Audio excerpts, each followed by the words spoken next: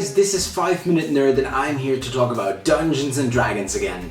I've been a dungeon master for a small group of players for about a year now, but there's one thing that I still find quite difficult to get right, and that is combat. Combat is an important part of Dungeons and Dragons because your players want to feel like adventurers and they definitely want to stomp some monsters into the ground, right? As the Dungeon Master, it is your task to make these fights feel interesting and engaging. You gotta avoid letting them get stale and tedious. While I'm going to show you these things on a battle map with some props, you can easily implement these tips in a virtual setting like Roll20.net or even in a theater of mind kind of game. Number 1. Location and terrain. Nobody wants to fight in a room with 4 clean walls and the ceiling, right? Imagine what setting you'd like to see a fight happen in a movie, for example. If the fight is happening inside, let the room have some pillars that your players can hide behind. Maybe a tiny stream of lava is flooding through the cave, or let there be some stairs your players can take to some kind of balcony. Go crazy, this isn't real life and this isn't real architecture. Give players and enemies alike some hoops to jump over or some walls to climb. Also, use special terrain. There are rules for certain kinds of special terrain in Dungeons and Dragons, so make use of them. Sprinkle the floor with puddles of oil or something slippery, something icy, something muddy, something that would influence the movement of your players and make them be wary. Number 2. Interactive surroundings. Now take it a step further and clutter your battle scene with stuff. Boxes that can break apart, bottles your players can throw around, maybe burning torches on the walls, a chandelier loosely dangling from the ceiling.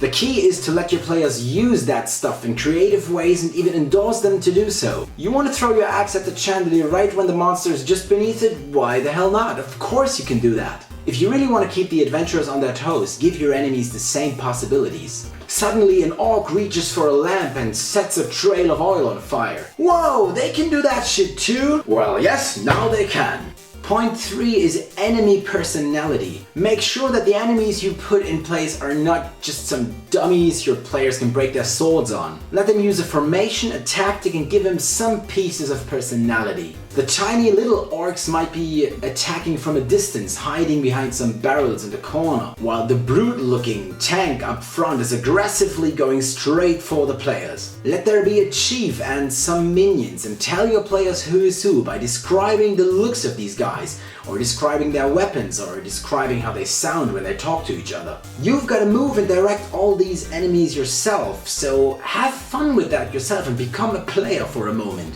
Number 4. Spellcasters. This is something that took me quite a while to realize. For a dungeon master, it's way easier to play brute monsters attacking with pure force. But if you want the combat to be interesting and varied, you definitely gotta bring some magic to the table. Get some wizards into the battlefield and throw some fireballs, lightning bolts, or some creepy charms at your players. The usual stabby strategy your players love to take may not work on these magical beings, so they actually have to think and come up with a new tactic. It does require you to take a look into the spell book here and there, and it does take a little bit of preparation, but it's totally worth it if you want your players to feel threatened and endangered every once in a while. Number 5. The outcome.